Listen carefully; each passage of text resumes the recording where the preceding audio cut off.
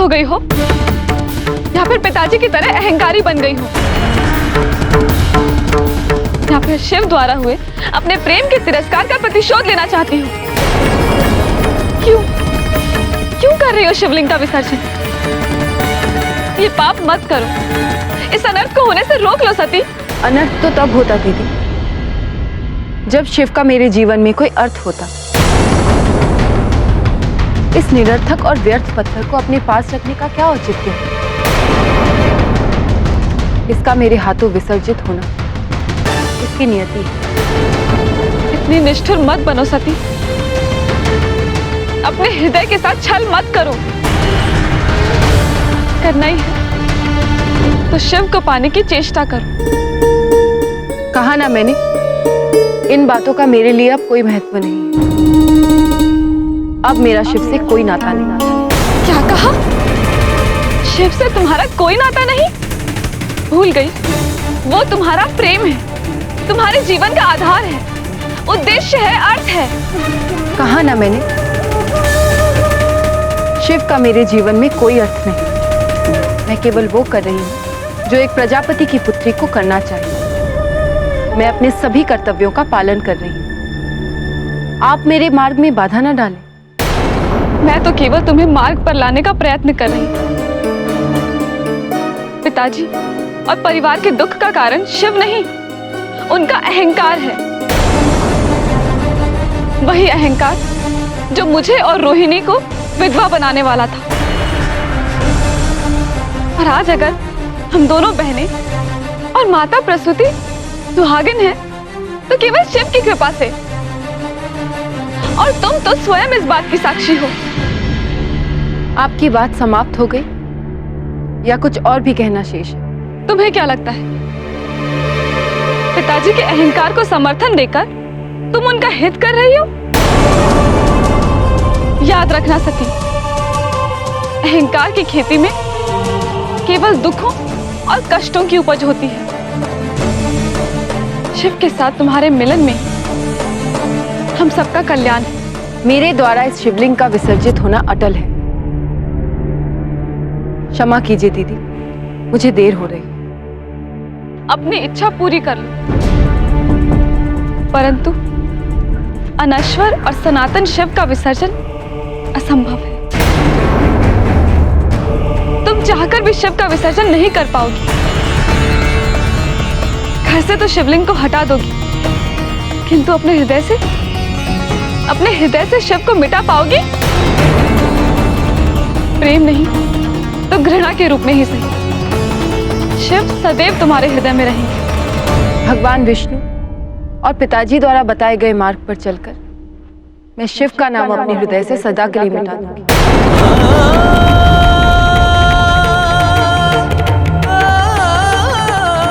मुझे देर हो रही है दीदी, मैं चलती हूँ।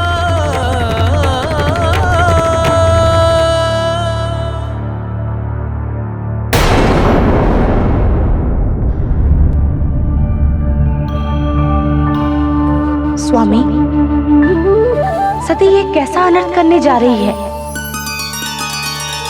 जिस सती का जन्म शिव से मिलन के लिए हुआ है, जिस सती की पूजा से शिव का श्राप मिट गया है, वो सती जाने अनजाने में अपने आधे अस्तित्व को विसर्जित करने जा रही है। बड़े ही अनचाहे और दुखदाई मोड़ पर आ गई है सती और शिव की प्रेम कथा। अब इस कथा को केवल आप संवार सकती हैं प्राण प्रिय। एक नारी ही दूसरी नारी की व्यथा को समझ सकती और उसकी व्यथा का निदान भी कर सकती है। स्वामी, मैं प्रयास करूंगी, परंतु एक बात मैं आपसे अवश्य कहना चाहूंगी। आदि शक्ति ने सती के रूप में जन्म लिया है, परंतु सती अभी पूरी तरह से आदि शक्ति बनी कहाँ है। सती तो मनुष्य की योनि की सीमाओं से बंधी हुई वो किशोरी हैं, जिन्होंने अभी अभी बालावस्था को लांघकर यौवन में अपना पहला चरण रखा है, तो स्वामी हम एक साधारण कन्या से आदि शक्ति के महान आचरण की ही अपेक्षा क्यों कर रहे हैं? सती व्यक्तिगत प्रेम और शाश्वत प्रेम में अंतर कैसे समझ सकती हैं? जिस मैं के साथ मानव शरीर का निर्माण होता है, उस मैं से सती स्वयं को कैसे दूर रख सकती हैं? यही तो सारी दुविधाओं की जड़ है देवी।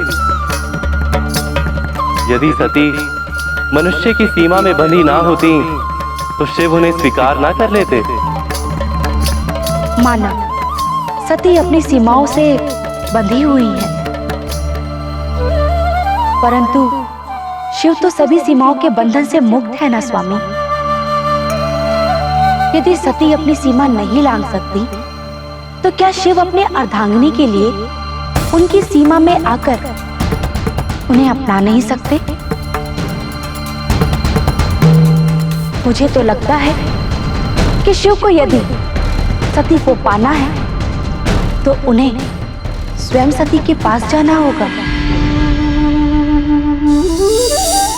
आपके सभी प्रश्नों के उत्तर केवल आने वाला कल दे सकता है देवी। और समय के गर्भ में क्या छिपा है ये कोई नहीं जानता।